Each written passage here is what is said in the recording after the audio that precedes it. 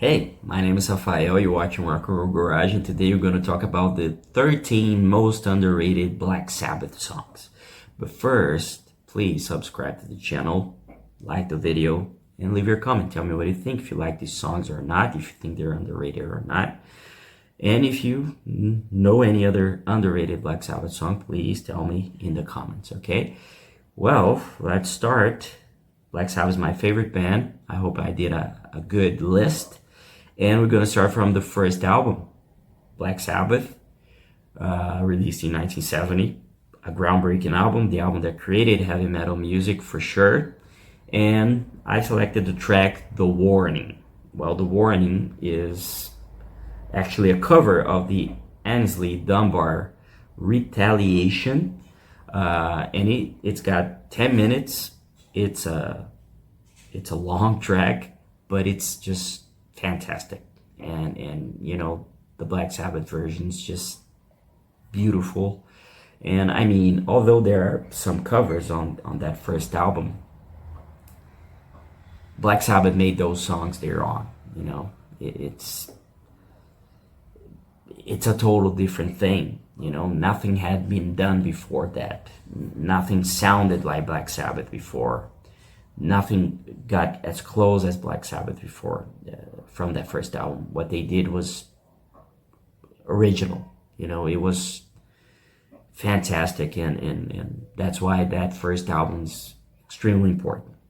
And we go to the second song. The second song I selected is from Volume 4, and it's Super Now. You know, it's not one of their most famous songs, but it's also not a song that almost nobody knows. It's a fantastic track. You know, the guitar riff is just absolutely insane.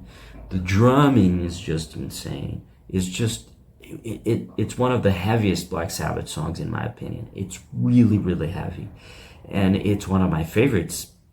And I'm certain that is something really that a lot of people like, and it was the favorite Black Sabbath track of John Bonham. It was John Bonham's favorite track, and it was Frank Zappa's favorite Black Sabbath track as well.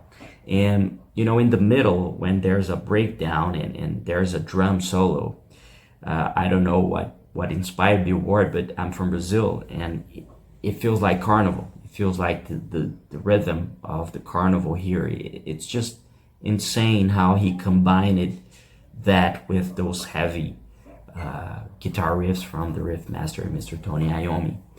And we go to the next song. The next song is from Master of Reality and is After Forever. I mean, Geezer Butler, incredible bassist and Black Sabbath's main lyricist from that era, and it's got an incredible and an important lyric. Obviously, it's a great track, and it is a classic song. It's a song that obviously was a little bit overshadowed maybe by other songs, like, for example, Children of the Grave and Into the Void, and many others from Master of Reality, which are great. But After Forever is another fantastic song, and you should get more recognition. And the interesting thing, and you might tell me if you think the same, but there's a few times that, you know,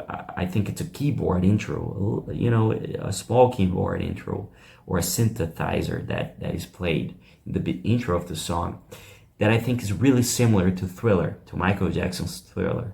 So if you think that's similar too, please leave your comment and tell me if you think the same. We move to the next one, which is from Sabbath, Bloody Sabbath, and it's a track called National Acrobat. And I think it's another underrated track. I mean, Sabbath, Bloody Sabbath is an album where they experimented a lot. There was a lot of keyboards, and it's an album they're trying to rebuild the band. They had been ripped off by their managers for years, and they really almost broke. And they were trying to find, and there was the heavy use of drugs as well, but they were trying to find themselves again and find a an inspiration for the album, and it was an album that experimented a lot. And A National Acrobat was another great song from that album. And we move to the next one, which is from the album Sabotage, and is the track Superstar. I don't know how to say that properly, but I guess it's like that, Superstar. And it is an instrumental track. And the cool thing, I read Tony Iommi's biography probably a decade ago, but I remember the story that he wanted to use real monks, a choir of monks, to sing in that song. And I mean, it sounds really, it sounds different from everything. It's really an interesting track. If you haven't heard, you should check it out. It's Black Sabbath with a choir. It's just fantastic. And it was an English chamber choir they used for that track. And, it's a really interesting track. If you haven't heard, you should check it out.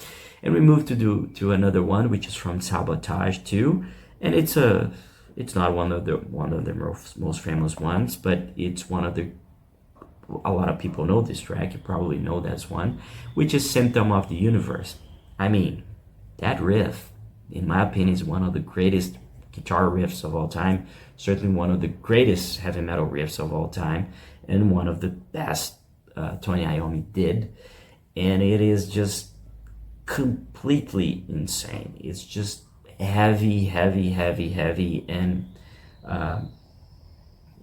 the Ozzy screams a lot in this song. He shows his potential vocal range. Sadly, that prevented him from singing this song in the following decades, so he rarely performed this track when he got older. And there is a very good cover of this song made by the Brazilian band Sepultura. They did this cover in the 90s, and man, if you haven't heard this version from Sepultura, you should. The riff is slightly different. You're gonna see it's slightly different, and it's faster, and it's even heavier. It's great. If you haven't heard this one, you should hear this version. Sepultura did many great covers, like this one from Symptom of the Universe, and also from Orgasmatron by Motorhead's Orgasmatron. You should hear that one too. And we move to the next one, which is an interesting Black Sabbath track. It's from Technical Ecstasy, and is called It's Alright. This track, we already made a video about a couple of Black Sabbath songs that weren't. There are two Black Sabbath songs that Ozzy Osbourne didn't sing on it, which was recorded when he was the vocalist of the band. And in those two tracks, the drummer Bill Ward was the vocalist, and this is one of them. It's Alright. It's a beautiful ballad, and it's got a beautiful Tony Iommi guitar solo in it, and it's just beautiful. It's fantastic. If you haven't heard, you should check it out. And the interesting thing is that Guns N' Roses used to cover this song live. Axl Rose loved this track, and he would sit in the piano and cover this track. It's just a beautiful ballad, but it's also heavy. It's a good song. And we go to Mob Rules. Mob Rules, obviously, it's not as great as Heaven and Hell. It was when the band had Ronnie James Dio. It was the second album with Ronnie James Dio, and the first one with Vinny Appice on drums, replacing Bill Ward. The only two original members of Black Sabbath at that time were Tony Iommi and Geezer Butler. And the track I selected is Voodoo.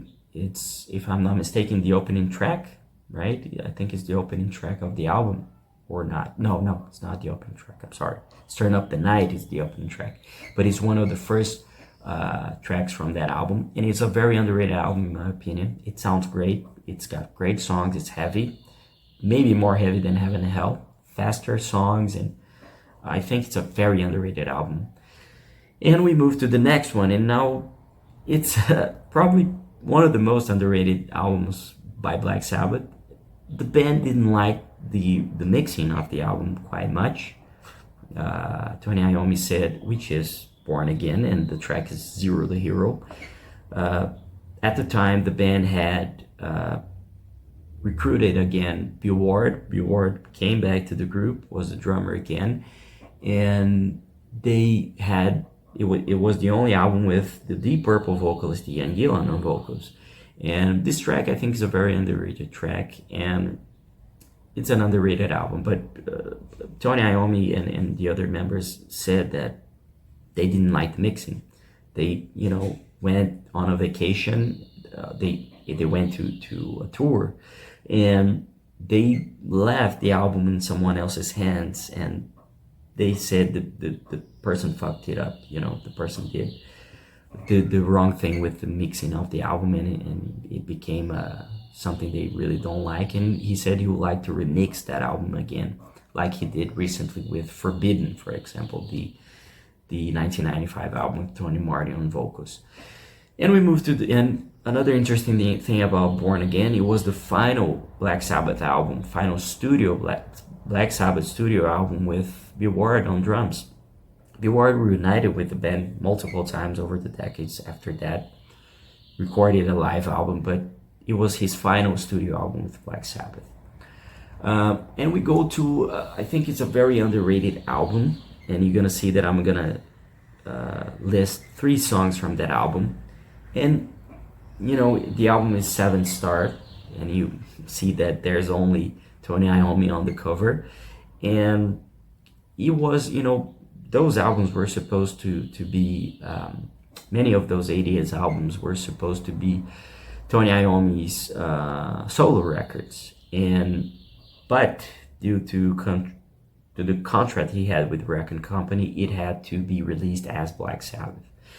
And it's quite of a different album, as you might see. It had, and I think it's an incredible singer who is Glenn Hughes, the ex-Deep Purple bassist and co-singer.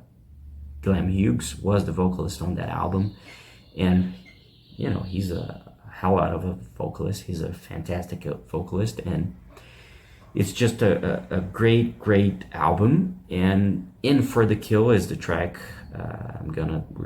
The first one I listed from that album. It's just completely insane. It's just really heavy. The riff is amazing. The drums are amazing. And the interesting thing is that it had Dave Spitz on bass, Jeff Nichols on keyboards. Jeff Nichols was Black Sabbath's 5th member, let's say, for decades, especially in the 80s and 90s. And it had another interesting thing on that album besides Glenn Hughes. It had Eric Singer on drums. Eric Singer, who would later on become the Catman.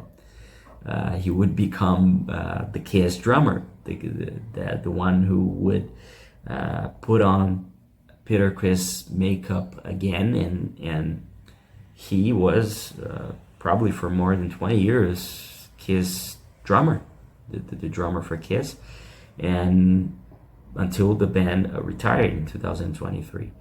And he worked with many other people like Brian May, Queen's Brian May, for example. And another track from that album is the title track, 7-star. It's a great other track. It's slower than In for the Kill, but it's a very good track as well, in my opinion. And another one that I would like to list from that album is Danger Zone. Danger Zone is another really cool track. It's another great song with Glenn Hughes on vocals. And it's an underrated album. If you haven't heard that album, you should check it out. It's good, but obviously, oh man, I love the Dio era. I love the Ozzy era of Black Sabbath. Oh, that's not Black Sabbath. That doesn't sound the same. But you gotta go and hear as if it was a Tony Iommi solo album. You gotta forget about Sabbath when you're listening to this album. If you forget about Black Sabbath and forget about all of the other albums, you're gonna listen to in a different way, and you're gonna enjoy it, I promise you. And the final album, the final song that I think it's I think this is one of the Black's most underrated Black Sabbath albums of all time, which is the final studio album, 13. He had Rick Rubin as the producer. Iommi, Geezer, and Ozzy didn't like him that much. They said in interviews that really didn't like the way he worked. But I think it's a very great album. It's a fantastic album. I really enjoyed this record when it came out, and I still hear that album. If you haven't heard, you should heard it all, from the beginning to end, and you might see that it has some similarities with the band's debut album, because Rick Rubin wanted to capture what they did on their first album. They want them to use the same speakers, the same gear they used on that album.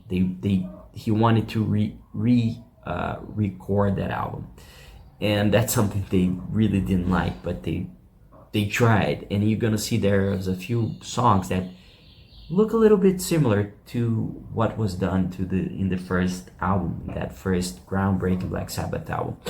But this song, it's not similar to any of those songs from that first album, in my opinion. And the song is Age of Reason, as you already read here. And there are many long tracks on that album, and I think they're just beautiful. There are some, they're completely heavy. They're great tracks. And Age of Reason, there's a beautiful solo, and it's one of Black Sabbath's most underrated albums. And it had back the classic lineup. It was the first album with Ozzy. It was the first album with Geezer, Butler, Sims, Cross Purposes, which was released in 1994. It was the first album with Ozzy since Never Say Die, released in 1978, right? The album he recorded before he was fired. And sadly didn't have the award, so it wasn't completely the original lineup, because Bill Ward decided to step away from the band. And even though they announced a reunion in 2011 or 12, if I'm not mistaken, and the drummer for the band on that album was the incredible Rage Against the Machine drummer Brad Wilk. He was the one who recorded the drum tracks, the drum parts on that album. And these are the 13 songs, the 13 Black Sabbath songs that I think are quite underrated. So please leave your comment, tell me what you think, tell me if you like these tracks as well, if you think there are more tracks to add to the list, and don't forget to like the video, comment, subscribe, and visit rockandrollgarage.com. Okay, thank you for watching, and I'll see you later.